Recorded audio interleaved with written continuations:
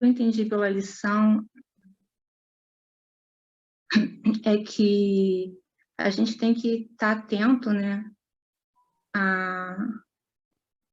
ao que a gente está seguindo, né, na nossa vida, nos ensinamentos, principalmente a gente que está estudando, que está tendo um conhecimento. Então, se a gente está seguindo os ensinamentos de Jesus, né, ou se a gente está nos deixando levar por vaidades, né, por coisas que o mundo nos oferece e a gente acaba descambando para outros lados. Foi isso que eu entendi. Obrigado, Cris. O que me chamou também a atenção nessa leitura, do comentário de Emmanuel, é que, invariavelmente, nós caminharemos para a correção das nossas faltas, né? E das nossas dificuldades, todos nós. A dificuldade que ele chama aqui, até a rebeldia, é conduzida, né, à reeducação. E é fato. A rebeldia só é um freio que nos impede de chegarmos mais rápido ao nosso destino, né? Ao destino do progresso, da evolução, da nossa melhoria. Mas todos nós seremos impelidos, de algum momento, a sairmos dessa condição e darmos continuidade à nossa jornada evolutiva, né? Sempre no caminho do bem. Então, é uma linda lição, sim, que nos estimula a enfrentarmos as nossas próprias dificuldades e buscarmos o nosso crescimento. E Jesus nos deixou o caminho, nos deixou os exemplos, né, para facilitar essa jornada. Muito obrigado, Cris, pela lição. Vamos, então, fazer a nossa prece. Vamos pedir ao nosso irmão Ulisses. Ulisses, você pode fazer a nossa prece?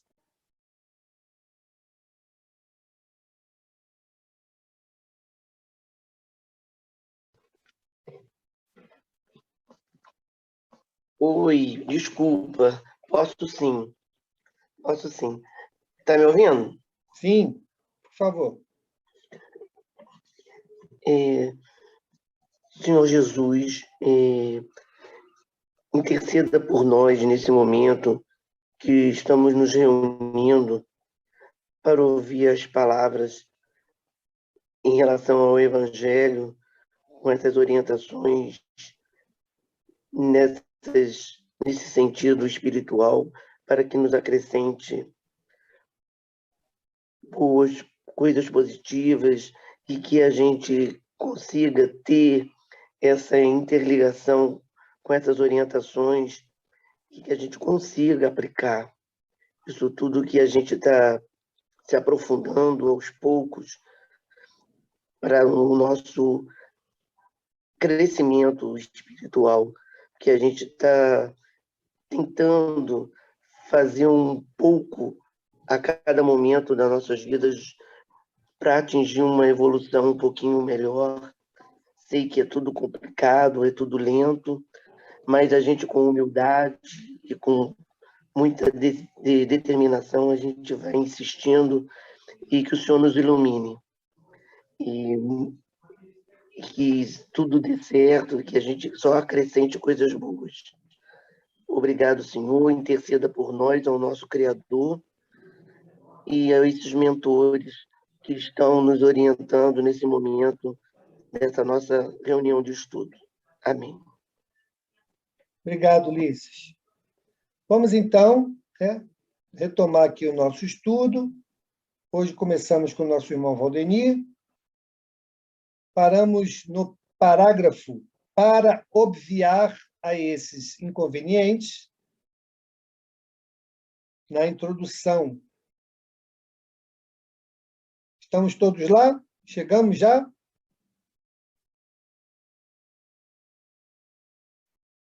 Então, Valdenir, pode tocar aí, por favor. Qual é o parágrafo mesmo? Desculpa. Para obviar. Está na introdução.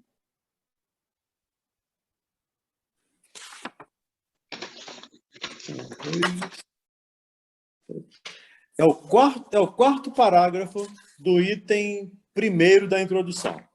No meu é página 18, Valdenir. Não, tudo bem, página 18 também, o quarto parágrafo. O meu também é a página 18. Para mim é 6º parágrafo. Então, são diferentes, mas, de qualquer maneira, na minha tradução aqui, para evitar esses inconvenientes, reunimos nessa obra. Nos encontramos? Sim. Lembrando aí que nós estamos estudando a introdução do Evangelho segundo o Espiritismo, que é o objetivo principal da obra, né? Espera aí, eu tô no lado errado. Espera aí. Desculpa. Eu peguei na lição anterior. Hoje é dia 31. Começamos o item 2 na semana passada, a autoridade da doutrina espírita e o controle universal do ensino dos espíritos. Confere isso, Mauro? Ou eu estou errado? Então, eu tinha essa impressão que nós íamos começar o item 2. Né? Mas como eu não tinha anotado, aí tem razão, desculpe. O pessoal me falou que estaríamos lá. E eu voltei, mas eu tinha a impressão que nós estaríamos iniciando o item 2. É isso mesmo, item 2, desculpem. Beleza, vamos lá. Iniciando o item 2? Iniciando o item 2. Não, é porque eu marquei aqui... Página 20, é isso mesmo, Valdenir. Desculpa, Mauro. Eu marquei aqui que seria no segundo parágrafo do item 2, Isso, perfeito. Perfeito. Segundo parágrafo do item 2. São realmente os próprios espíritos que fazem a propaganda com a ajuda de inumeráveis médiuns. É o segundo parágrafo do item 2. Foi o que eu anotei aqui. Todos chegamos? Então, nesse item 2, nós estamos estudando a autoridade da doutrina espírita e o controle universal do ensino dos espíritos. O que é esse controle universal? As perguntas que Kardec fez a diversos médiuns em diversos locais, não só da França, mas da Europa e de alguns países da Europa e até da África, e reuniu as respostas que estavam de acordo, as respostas que estavam coerentes umas com as outras. Então, esse é o controle universal. E ele diz aqui, são realmente os próprios espíritos que fazem a propaganda com a ajuda de inumeráveis médiuns, que eles despertam por toda parte. Os próprios espíritos despertam esses médiuns por toda parte. Se houvesse um intérprete único, por mais favorecido que esse fosse, o espiritismo estaria apenas conhecido. Esse intérprete, por sua vez, qualquer que fosse a sua categoria, provocaria a prevenção de muitos. Não seria aceito por todas as nações. Os espíritos, entretanto, comunicando-se por toda parte, a todos os povos, a todas as seitas e a todos os partidos, são aceitos por todos. O espiritismo não tem nacionalidade, independe de todos os cultos particulares, não é imposto por nenhuma classe social, visto que cada um pode receber instruções de seus parentes e amigos de além-túmulo. Era necessário que assim fosse, para que ele pudesse conclamar todos os homens à fraternidade, pois se não se colocasse em terreno neutro, teria mantido as dissensões em lugar de apaziguá-las. Lembrando aqui que nós, às vezes, falamos kardecismo, e é um erro. O kardecismo seria uma doutrina de Kardec, e a doutrina é dos espíritos. Então, ela não está baseada na fala de Kardec. Kardec se baseou na fala dos espíritos. Kardec se baseou na orientação dos espíritos para publicar os seus textos, codificar a doutrina espírita. E como ele lembra aqui, os próprios espíritos são os propagandistas. Eles se comunicam em diversos locais do mundo. Então, por isso, ela não está baseada em uma opinião. Se tivesse em uma opinião, com certeza teria oposição. E as duas primeiras revelações, a primeira revelação lá com Moisés e a segunda com Jesus, foram baseadas em uma pessoa. A primeira baseada em Moisés, a segunda baseada em Jesus. E Jesus nos disse que não poderia falar tudo, que não teria como nos explicar tudo, e que nos mandaria, ou pediria ao Pai, para nos mandar um Consolador prometido, que iria esclarecer tudo que ele não pôde dizer e para relembrar tudo aquilo que nós esqueceríamos. Então, essa doutrina, ou esse Consolador, não ficou afeto a uma pessoa. Segundo Kardec, segundo os espíritos, segundo os espíritas, esse Consolador prometido é a doutrina espírita. É claro que respeitamos quem não pensa assim. E os irmãos de outras crenças, né, falarmos aí dos católicos, os evangélicos, os protestantes, para ele, nós dizermos que somos o Consolador prometido, é claro que eles vão nos chamar de pretensiosos. E até entendemos, respeitamos, mas para nós, efetivamente é. Ele não está baseado em uma pessoa. Ele começou na América e foi disseminando, começou na América do Norte, e foi disseminando ao longo do tempo por vários países, por diversos países, por centenas, milhares de médiuns. Kardec, para codificar essa doutrina, recebeu instruções, orientações de vários países, recebeu inúmeros cadernos, mais de 1000 cadernos, segundo os biógrafos, com anotações, com perguntas, com respostas feitas aos espíritos, e em diversos lugares. E aí, ele, nesse controle universal, ele foi ver quais as respostas que estariam de acordo. E, a partir daí, ele escreveu o Livro dos Espíritos, para começar, e, a partir daí, as demais obras da codificação. Tudo bem, gente? Algum comentário? Alguma pergunta? Ok. Vamos adiante, então. Mauro, Fala, Céu. Valdeni, olha só, eu nunca entendi direito como Kardec escreveu isso tudo. Na minha cabeça, eu imaginava assim, Kardec sentou ao lado de um médium, ou de alguns médiuns, e foi perguntando e foi escrevendo. Então, não foi assim. Como é que ele conseguiu o controle disso tudo? Foi assim também, mas não foi só assim. Ele efetivamente sentou ao lado de alguns médicos e fez perguntas. Mas ele recebeu perguntas da Bélgica, da América, da África, de diversos países, de outros países da Europa, de diversos países. Essas perguntas que ele recebeu, no caso, foram de outras pessoas, não foi, nem todas são dele.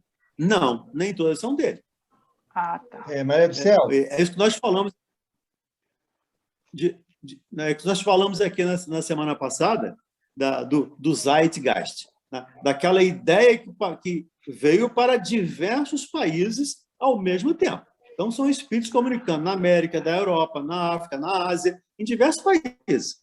E com a ideia, com o objetivo maior da codificação da doutrina espírita.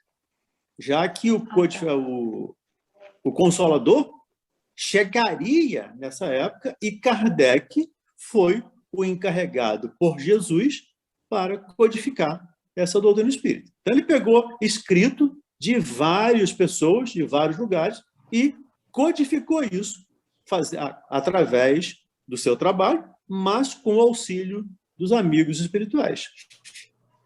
Do Céu, Verônica, já te passo a palavra. Só para que a gente lembre o seguinte: antes de Kardec entrar na seara dos estudos dos fenômenos espirituais, outros cientistas já estudavam esses fenômenos, e cada um coletando lá a sua massa de informação, os seus métodos de pesquisa, os seus resultados. Quando Kardec, então, é convidado a participar de reuniões, né, em que existiam alguns desses fenômenos, já existiam saraus naquela época, né, em que as pessoas se reuniam para, a título de diversão, assistirem determinados fenômenos. Então, os fenômenos não começaram a acontecer com Kardec. Anteriormente a Kardec, isso já vinha sendo fomentado no mundo todo. Isso tinha uma proposta, isso tinha um objetivo, né? Quando Kardec surge, então, no cenário científico, com o interesse de estudar o fenômeno, todos esses pesquisadores direcionaram para ele suas pesquisas. E foi aí que ele, estudando todas elas, começou, então, a selecionar, como o Valdemir falou, agrupando aquilo que era coerente, aquilo que era consenso, e separando o que era opinião particular. E foi daí que ele organizou, somado às suas próprias perguntas, para que ele pudesse comprovar algumas posições que já haviam chegado até ele por esses pesquisadores, e ele foi, então, fazendo a devida seleção e organização do que hoje nós temos das obras fundamentais e demais obras que ele publicou. Ok? Então, foi dessa maneira que a codificação surgiu. Verônica, abre teu áudio aí para a gente te ouvir. Antes da Verônica, Mauro, só para lembrar, quem viu o filme de Kardec lembra desse momento, dele recebendo um caminhão de correspondências, né, do mundo inteiro. Todo mundo direcionou para ele todas as pesquisas que tinham. Então, no filme, ele apresenta, o carteiro chega e ele vai recebendo um monte de correspondência, um monte de correspondência. Ele passa a noite inteira virando ali em cima de correspondência para poder selecionar as perguntas. Diga, Verônica. Está ouvindo? Sim. Sim, Verônica. Valdemir, sabendo-se que Kardec não era médium, né, que a gente já sabe, eu acho que a minha pergunta já foi respondida agora. Vamos supor, ele ia atrás dos médiums, por exemplo, ele sabia que o fulano e o ciclano eram médiums e que poderiam responder a ele, incorporado, né? É isso que eu queria saber. Se era ele que ia atrás de médiums. É o contrário, né, Verônica? Os médios que iam atrás dele. Né? Os médios que iam até ele. Os estudiosos. Tá? No filme a gente vê isso. Os estudiosos, que o Mauro lembrou aí anteriormente, os pesquisadores que estavam trabalhando nisso anteriormente, estavam muito empenhados em que Kardec assumisse isso. Até porque havia uma ordem espiritual para Kardec assumir esse trabalho. Era o ordem de Jesus. E Kardec era um cientista reconhecido, famoso, participava de 5 ou 6 academias científicas de Paris. Então, o nome dele era um peso. E qualquer coisa que ele falasse era importante. E ele foi tão humilde que ele trocou o nome. O professor Hippolyte saiu de campo e entrou o Kardec. Mas as pessoas é que ficavam buscando Kardec, e ele, inclusive, no início não acreditava, não queria, ele tinha aquela prevenção, né, contra espírito, né? E Mesa respondia a pergunta, Mesa não tem cérebro, Mesa não tem nervo, então Mesa não responde perguntas. Ele tinha uma prevenção e tinha um cuidado enorme com isso. Então, pelo que eu entendo, pelo que eu vi no filme, pelo que eu estudei, as pessoas é que buscavam Kardec, não ele buscando os médiuns. É claro que os médiuns, principalmente as meninas, aquelas garotas, eram de extrema confiança. Mas quem foi buscar? O pai daquelas meninas que foi buscar Kardec para levar as questões que eles tinham. Ok, obrigado, Valdemir. Certo aí, Mauro? Certo, vamos seguir? Ei, Valdemir? Oi, Pedro, fala. Por favor, uma palavrinha só. Inclusive, com essa quantidade de de correspondências que o Kardec recebia, inicialmente, como detalhe, né? Inicialmente, ele lançou a primeira edição do Livro dos Espíritos com 500 perguntas, né? Numa segunda edição, acho que com 1.018 ou 1.019 perguntas. É onde que deu a divulgação imensa por todos os lugares, né, com relação à doutrina espírita. Muito, muito interessante mesmo. É isso. Perfeito. Bem lembrado, Pedro. Ele ia recebendo, ele publicou com 500 e poucas perguntas, e depois ele dobrou o número de perguntas, né, em função de muitas perguntas e respostas que ele recebeu. E confirmado tudo com os amigos espirituais, principalmente com o Espírito de Verdade, que era quem coordenava todo esse trabalho de Kardec. Podemos seguir, então? Diz assim: nessa universalidade do ensino dos espíritos reside a força do espiritismo e também a causa de sua tão rápida propagação. Enquanto a palavra de um só homem, mesmo com o concurso da imprensa, levaria séculos para chegar ao conhecimento de todos, milhares de vozes se fazem ouvir simultaneamente em todos os recantos do planeta, proclamando os mesmos princípios e transmitindo-os aos mais ignorantes como aos mais doutos, a fim de que não haja deserdados. É uma vantagem de que não goza. Desculpa, vou ler aqui de novo. É uma vantagem de que não gozar ainda nenhuma das doutrinas sugeridas até hoje. Se o Espiritismo, portanto, é uma verdade, não teme o mal-querer dos homens, nem as revoluções morais, nem as subversões físicas do globo, porque nada disso pode atingir os espíritos. E aí sim, né, a gente entende como isso aconteceu. Lembra que nós falamos anteriormente a programação de tudo isso? Ou seja, teve que acontecer uma mudança política na Europa, ou seja, uma mudança de comportamento, de entendimento social, para que pudesse, então, chegar a proposta do iluminismo, onde a Igreja fosse enfraquecida politicamente e a ciência pudesse ganhar espaço, porque todo o estudo seria baseado na ciência. Então, se isso não tivesse acontecido antes, não teríamos espiritismo hoje. Então, o processo, né, a condução desse processo se deu paulatinamente, de forma sustentada. Então, mudou-se primeiro a sociedade, a forma de relação da sociedade, enfraquecimento da igreja, fortalecimento da ciência, das artes, da filosofia. Através de quê? De Kardec? Não. Através de vários espíritos que reencarnaram com esse propósito.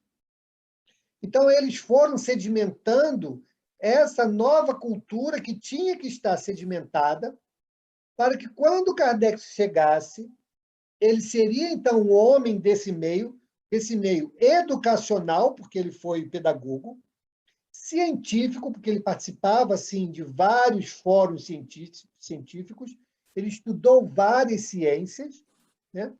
E ser aceito como um nome referenciado. Por isso que esses estudos, esses fenômenos, como diz aqui, aconteceram no mundo inteiro, quase que simultaneamente. E tiveram, nesses pontos do mundo todo espalhado, espíritos que vieram talhados para desenvolver essas pesquisas, para ter um olhar de atenção aos fenômenos, para registrar os fenômenos, porque tudo isso seria material, claro, direcionado, né, pela própria espiritualidade, para depois chegar às mãos de Kardec e ele organizar tudo isso. Então, veja como isso foi encadeado, né? Não surgiu somente quando Kardec apareceu, né? Tudo isso estava dentro de uma proposta. E outra coisa que ele fala aqui que é muito importante é que, de fato, o espiritismo não está baseado em nada que é material. Vamos pensar aqui em alguma coisa que seja sustentáculo do espiritismo e que esteja sob uma base material ou humana. Não tem. Tudo está baseado na lógica, na coerência, na razão, né? Porque isso vai perpassar pelo tempo. Toda a humanidade pode mudar. Tudo que nós conhecemos como estrutura da sociedade pode mudar. E os alicerces doutrinários permanecerão os mesmos. A nossa interpretação diante desses princípios é que vai mudar. Porque nós nos aprofundaremos, nós teremos mais conhecimento, uma moralidade melhor, maior, e isso nos permitirá enxergar as mesmas lições, porém com maior aprofundamento. Então, esse foi ou é o projeto que está em andamento, né, por Jesus, para que nós alcancemos a nossa jornada evolutiva até a pureza, né? Por isso, a universalidade do ensino se deu dessa maneira. Pode Lembrar, Mauro, quem quiser se aprofundar um pouco nisso que está falando, é interessante, tem uma mensagem no livro Cartas e Crônicas, do Humberto de Campos, o irmão X, chamado Kardec e Napoleão. É uma reunião havida no plano espiritual, no dia 31 de dezembro de 1799, para preparar o nascimento de Kardec, e aí eles falam lá do quanto tempo, há quase 200 anos, eles estavam preparando esse advento para que acontecesse. Mas, como você disse, precisou haver uma série de mudanças políticas, inclusive a Revolução Francesa, para que, a partir daí, com a igualdade, ou pelo menos a possível, né, a desejada igualdade, fraternidade, liberdade, pudesse estabelecer esse novo cristianismo, que é o cristianismo redivivo, né, que o espiritismo é. Então, quem quiser se aprofundar, está lá no Cartas e Crônicas, que vale a pena, é uma crônica muito bonita do Humberto de Campos, que vale a pena vocês lerem. Kardec e Napoleão é o título. Mauro. Oi.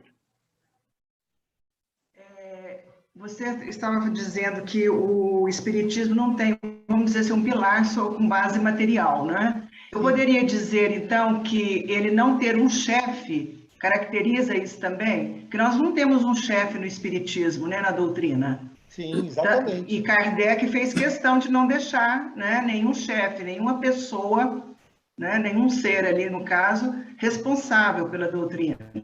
Nós temos presidentes de centro, mas não existe o chefe como o Papa da Igreja. Exatamente. Não existe uma figura, né? Não existe uma figura humana que direciona o espiritismo. Né? Por quê? A própria metodologia favoreceu a isso. A universalidade do ensino favoreceu a isso. Né? Ninguém foi lá entrevistar uma única pessoa, qual é a sua posição em relação... Não houve isso. Né? Então, diferentemente das outras religiões, né? Algumas das religiões têm aquele que a representa e de lá para cá veio trazendo seus sucessores.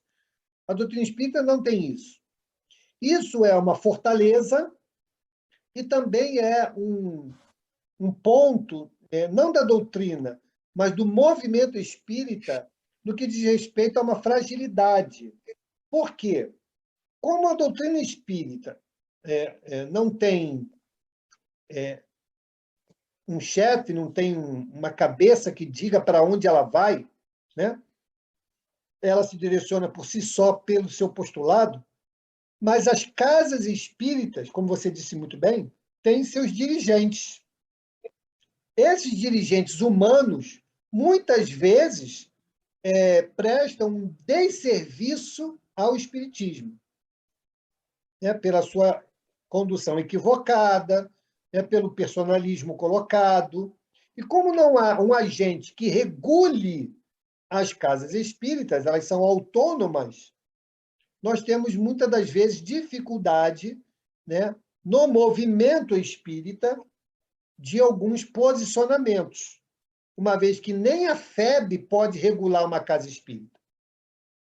Então, existe esse grau de liberdade, que é muito bom, mas também nos preocupa em alguns aspectos, porque pode fragilizar a existência das casas espíritas em função de equívocos humanos. Mas o que você colocou, Angélica, é muito certo. A doutrina espírita não tem uma estrutura como é da Igreja Católica, como é dos evangélicos, né? Que tenha lá alguém que direcione o seu funcionamento ou padronize as suas atividades. Podemos seguir, então? Vamos lá, Valdemir. Verônica levantou a mão. Desculpa. Verônica, liga teu som, Verônica. Oi, posso falar? Pode, só um minuto, Rômulo. Mauro, eu tenho uma grande curiosidade. Uma casa espírita, ela tem o dirigente, vamos dizer, né? É o presidente da casa. Tudo que se acontece dentro de uma casa espírita, como os trabalhos, atendimento fraterno, tudo, vamos englobar tudo. É sempre vindo da mensagem dos espíritos ou feita somente ali pelos médiuns, normal? Olha, Verônica, isso não existe uma determinação de como isso vai acontecer. Vai depender do modelo estabelecido por cada casa. Nós, na nossa casa, lá no Centro Espírita Amigos do Caminho, interpretamos a relação dos espíritos conosco como uma parceria, onde nós, encarnados, temos aquilo que nos compete e a espiritualidade tem aquilo que lhes compete, ok? Então, a vida administrativa de uma casa espírita não compete aos espíritos, compete aos encarnados. A organização dos trabalhos compete aos encarnados e não aos espíritos. Então, isso é dessa maneira que nós interpretamos, seja da melhor forma de se estabelecer. Quando nós ficamos dependentes do que a espiritualidade vai dizer para que a gente possa fazer, nós corremos um grande risco, né? Porque nós ali acabamos nos tornando fantoches, né? Meras marionetes, não pensantes, apenas cumpridores de orientações que muitas vezes podem ser equivocadas, né? Nós, eu, Isabel, né, pessoal aí, já vivemos isso de perto, concretamente, né? Uma casa que estava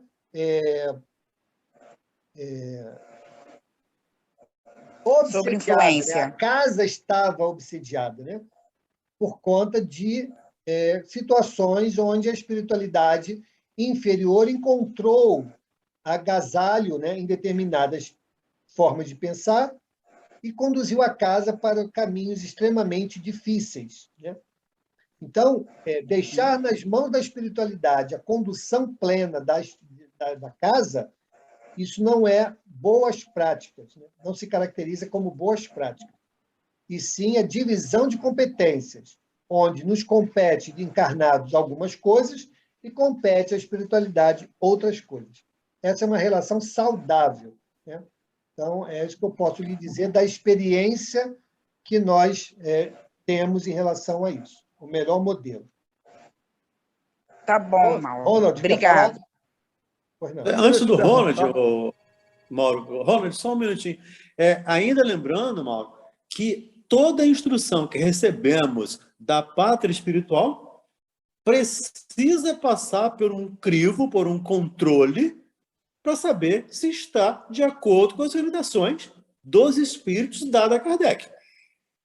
Para que aí sim possamos acatar ou rejeitar uma orientação, mas sem passar por um crivo, por um critério de análise, de jeito nenhum, em nenhuma hipótese aceitar nenhuma mensagem que venha da parte espiritual, sem passar por esse critério.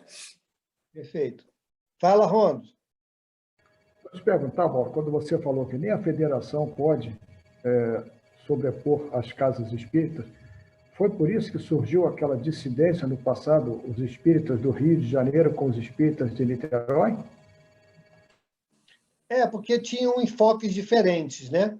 Existia uma corrente do movimento espírita que entendia o espiritismo como religião e uma corrente que entendia o espiritismo como ciência, né? E, de fato, houve uma certa dissidência, né, de entendimento que levou a essa divisão, né, se nós podemos dizer assim. Hoje ainda existe, só que menos, né, de uma forma menor. Então, assim, a gente tem que entender o espiritismo não com posicionamentos excludentes. A doutrina espírita, ela permeia tudo isso. Ela permeia o campo religioso, ela permeia o campo científico, ela permeia o campo filosófico. A definição de Kardec do espiritismo é uma ciência com bases filosóficas, né, que vai nos apontar o caminho da nossa religiosidade. Por quê? Através da filosofia, nós vamos entender de onde viemos, o que estamos fazendo aqui, para onde vamos. A ciência nos explica o mecanismo de relação da espiritualidade para conosco. A soma desses dois faz com que a gente entenda a divindade. E aí entra no processo do religare, né? Nosso religar com a divindade, a nossa religiosidade surgindo da maneira como nós, assim, a desejarmos, a edificarmos. Porque a religião, por si só, não é o agente do religare. A religião é apenas a proposta. Por isso, nós temos diversas propostas religiosas com pessoas que se afinam a cada uma delas. Então, a depender do discurso, a depender do direcionamento, aquilo fala mais de perto para conosco. E nós nos alinhamos àquilo. E assim seguimos. Aí seguimos o espiritismo, seguimos o protestantismo, seguimos o catolicismo, o hinduísmo, e assim vamos. Porque são propostas, né? Fala, Bel. Eu ia falar que, por isso que é tão importante, porque realmente, como a gente já viu, né, como você já falou, só os espíritos puros recebem palavras de Deus, né, de alto gabarito. Nós estamos em mundos de provas e expiações, então, não só por sermos imperfeitos e dar brecha, né, para achar nossa sintonia e realmente receber instruções que não são verdadeiramente certas, por isso que o amai-vos e instruí-vos, né? Tipo, a melhor maneira é o que nós estamos fazendo aqui, é aprender. Porque quando você aprende, você é menos enganado. Você está diminuindo a sua probabilidade de ser enganado por espíritos levianos, por espíritos imperfeitos, porque aí você vai saber o teor, o conteúdo, né, da informação. Porque quando você não sabe, você é facilmente teleguiado, levado para o caminho que não é o certo. Obrigado, Bel. Glaucia, fala. Faltou um pouquinho de humildade nessa separação aí, de ouvir orgulho nessa separação. Sempre acontece, né, Glaucia? Sempre acontece, porque isso está em nós, né? Nós somos assim, né? Nós somos orgulhosos, nós somos vaidosos, nós queremos que a nossa opinião prevaleça, nós queremos ser os detentores da verdade. Então, isso faz parte da gente. Mas, assim, o caminho é de entendimento e de progresso. Então, na medida que nós vamos, como a Isabel falou bem, na medida que nós vamos aprendendo, né, e vamos lá, calçando essa sandália da humildade, reconhecendo que pouco sabemos ou quase nada sabemos, e nos abrimos para o conhecimento, a gente vai ver que antigas posições eram tolas. eram posições meramente de vaidade, de orgulho, né, de presunção, e nos dá a chance de removermos isso de nós e caminharmos mais próximos da verdade verdadeira, se podemos classificar dessa maneira. Então, assim que vai amadurecendo. O Espiritismo é muito novo, né? O Espiritismo é muito novo entre nós. Nós que somos aqui afetos ao Espiritismo, provavelmente já tivemos um contato com ele. Né? Tivemos um contato. Né? 160 e poucos anos dá uma chance aí de, pelo menos, um episódio de reencarnação, né? Quem sabe se nós não tivemos lá na França, olhando aquele livro novo que estava chamando a atenção, ou participamos, né, de alguns fenômenos desses nas reuniões que existiam e nos chamou a atenção. Então, a proximidade com a doutrina ou é por um contato anterior, ou é porque já na espiritualidade nós já trazemos de lá essa afetividade, essa proximidade com os seus postulados. E aqui estamos ajudando também na sua sedimentação. Porque não vamos nos iludir. Cada um de nós que está aqui na salinha, que está estudando, que está buscando aprender, será um divulgador. Será aquele que, próximo, né, da sua área de atuação, junto aos seus, será o porta-voz dessa doutrina. Então, nós estamos aqui, né, cumprindo um papel ao qual nós aceitamos o convite. Né? Vamos então, Valdemir, seguir? Podemos? Próximo parágrafo aí. Mas não é esta a única vantagem que resulta dessa posição excepcional. O Espiritismo ainda encontra nela uma poderosa garantia contra os cismas, que poderiam ser suscitados quer pela ambição de alguns, quer pelas contradições de certos espíritos. Essas contradições são certamente um escolho, mas carregam em si mesmo o remédio, o lado do mal. Então, lembrar, não é a vantagem, não é só essa que citamos anteriormente. É uma posição excepcional. O Espiritismo encontra uma poderosa garantia contra as divisões. Claro que, como lembrou aí a Gláucia e o Mauro, ainda nos dividimos. Ainda hoje, dia 31 de agosto, eu estava ouvindo o programa Analisando os Fatos, da Rádio Rio de Janeiro, com o Eduardo Araújo, e um irmão nosso escreveu para lá, colocando o Divaldo lá no fundo do poço, né? Como sendo a última pessoa a ser considerada. Exatamente.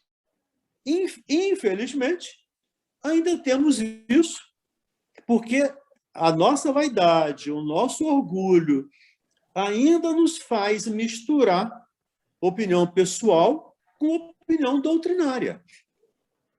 Opinião doutrinária com política. Então, se não é do meu partido, não pode ser da minha religião. E não é essa a ideia da universalidade dos espíritos. Eles falam, lemos aqui anteriormente, eles falam em todos os lugares, para todas as pessoas, para todos os partidos. Porque o ensinamento, a base do ensinamento, é a moral do Cristo, como vimos lá no primeiro parágrafo da introdução. São os ensinos morais do Cristo. Kardec separou lá, dividiu em 5 partes os evangelhos da Bíblia, Novo Testamento, e disse, vou ficar no Evangelho segundo o Espiritismo, vou ficar com a parte moral. Porque não pode gerar dúvida, ou não poderia, não deveria. Mas em função ainda da nossa pouca capacidade de fraternidade, de respeito, de amor, de entendimento, ainda nos dividimos, a ponto de considerar um irmão como o Divaldo como uma pessoa não grata. E essa mesma pessoa, há umas 2 semanas, eu estava lá na rádio e me mandou esse mesmo texto que é uma pessoa assim que insiste nesse tema. E eu me lembro que eu disse para ele, o dia que eu tiver feito 1/1000 do que o Divaldo fez, talvez eu tenha condições de criticá-lo. Mas aí eu não o farei, porque terei evoluído. Então, nós estamos ainda misturando muitas coisas. E não é essa a proposta da doutrina espírita. Não é essa a proposta dos espíritos, a universalidade do ensino. É universalidade. Então, vamos pegar aqui, né, que a gente fala muito aqui hoje. A gente pega a direita, pega a esquerda, pega o centro, pega o preto, pega o branco, pega o amarelo, o europeu, não interessa. Até porque o espiritismo está na natureza. O espiritismo sempre esteve entre nós. Também falamos isso aqui desde no início do nosso estudo aqui do Evangelho. Sempre esteve. Quem estuda Sócrates, Platão, vai ver que ele falava de espiritismo. Mais que nunca. Quem estuda Confúcio, vai ver que ele falava de espiritismo, de cristianismo. Então, todos os filósofos falavam de espiritismo, de cristianismo. Nós é que ainda, em função das nossas dificuldades, acabamos trazendo as nossas dificuldades para a doutrina. Não para a doutrina, mas para o movimento. A doutrina é pura, a doutrina é inatacável. Mas o movimento espírita está eivado de pessoas orgulhosas, com dificuldades, com problemas, como eu. Acho que como cada um de nós aqui, temos algum tipo de problema. Então, o que nós precisamos ter muito cuidado é nos olhar para que não sejamos pedra de tropeço na divulgação da doutrina de Jesus. Porque o escândalo tem que vir.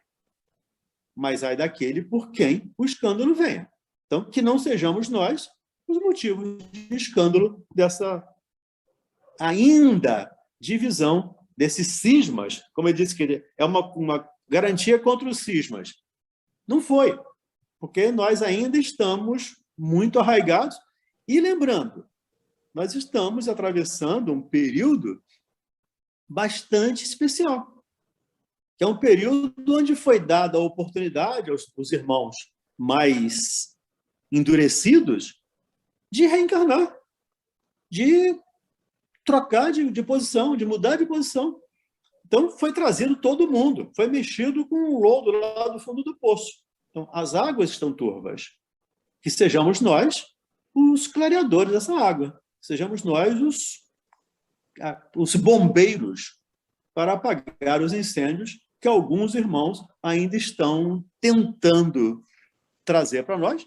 E, claro, que aí a gente vê nitidamente a ação dos nossos irmãos espirituais, ainda pouco esclarecidos, ainda vendo Jesus como adversário, como inimigo.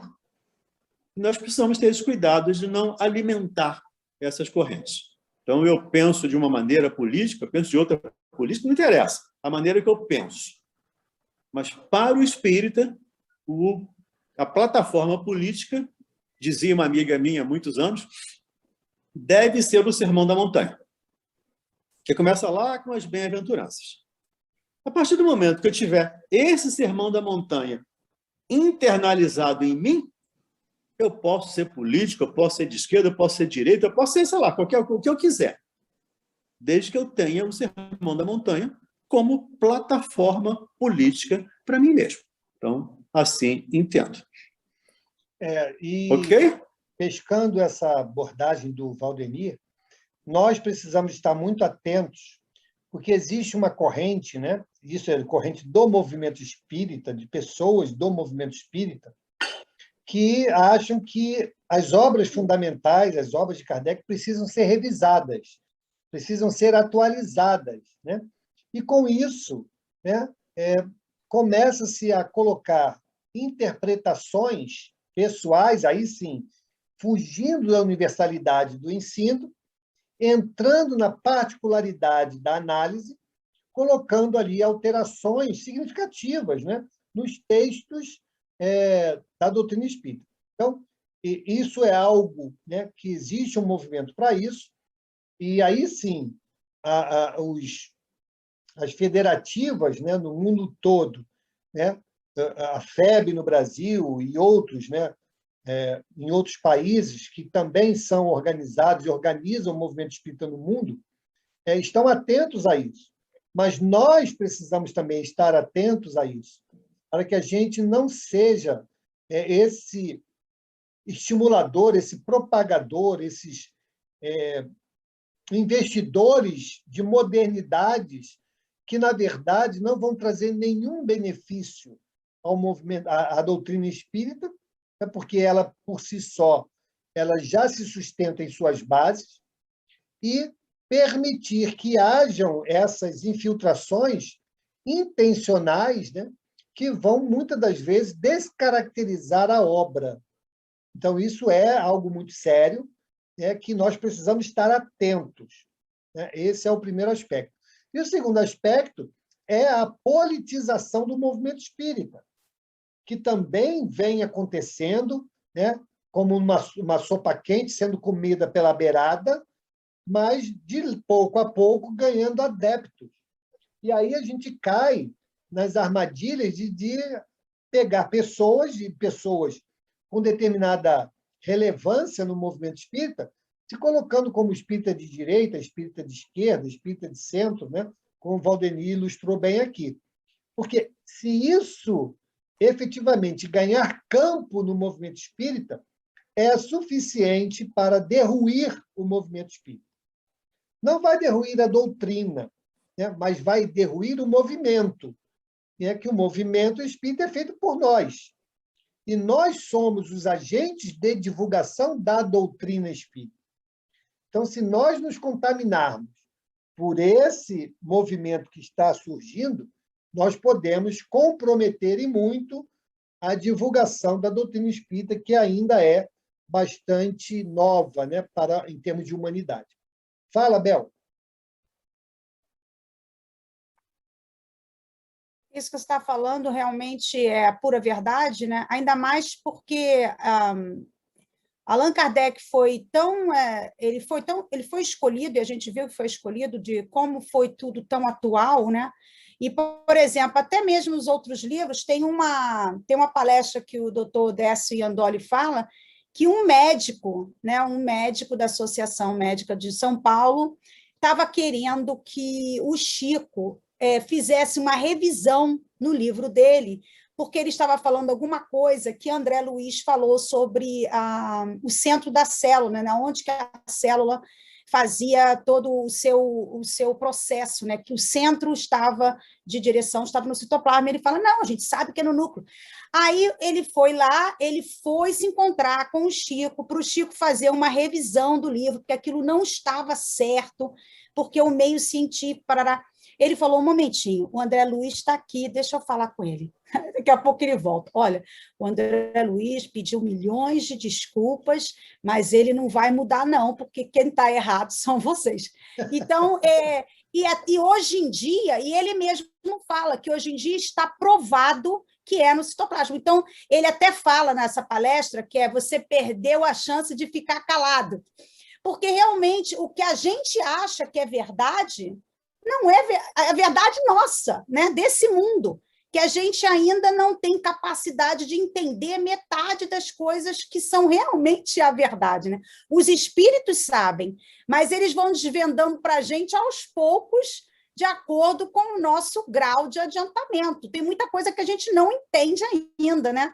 Então, vai ser desvendada para a gente ao tempo certo, de acordo com o nosso entendimento. Então, realmente, a gente tem que ficar calado até estudar. Para você questionar, você tem que estudar, certo? Você tem que aprender para poder questionar. Obrigado, Bel. Fala, Glaucio. E tem muitos companheiros nossos aí, e irmãos aí do movimento espírita, que diz que o Emmanuel é um pseudo-sábio. Nem chega a ser risível um espírito do conhecimento do Emmanuel, alguém achá-lo um pseudo-sábio. É um tal de achismo, né? Aqui, ali, Pois é. Dói, chega a doer tudo isso. Desconsiderar o Chico Xavier. Então, é realmente lamentável que a gente veja isso ainda. Então, precisamos nós termos cuidado suficiente para sermos equilibrados e não entrarmos nessa corrente, nem a favor nem contra. Porque quando formos contra, também estamos fortalecendo alguma coisa. Então, tenhamos cuidado para não ser contra ninguém. Vamos orar por esses companheiros e nós nos vigiarmos para não entrarmos nessa sintonia. Mauro, eu coloquei no grupo aí um samba espírita, que foi um colega meu de Mocidade Espírita de Santos, que escreveu, tá faltando Kardec, tá faltando Kardec, tá faltando estudar. Eu acabei de postar, se não gostar, desculpa. Mas só porque a gente está falando desse tema e está faltando realmente Kardec, está faltando estudar. Está ótimo, não tem faltando problema Kardec. nenhum, Glaucio. Eu só peço que determinadas postagens Obrigada. A gente use lá o grupo de convivência, tá? Só isso. Bota lá no grupo de convivência e deixemos o grupo de estudos para as perguntas sobre os temas que estamos estudando, ou alguma referência, algum texto que diga respeito ao que estamos estudando. Só para que a gente não misture, né, os canais aí de divulgação dos assuntos, tá bom? Eu vou deletar e postar no outro, desculpa. Bota lá, obrigada. obrigado, sem problema. Bom, gente, vamos parar aqui o estudo de hoje. Então, anotem aí, por favor. Vamos parar no parágrafo. Sabe-se que os espíritos...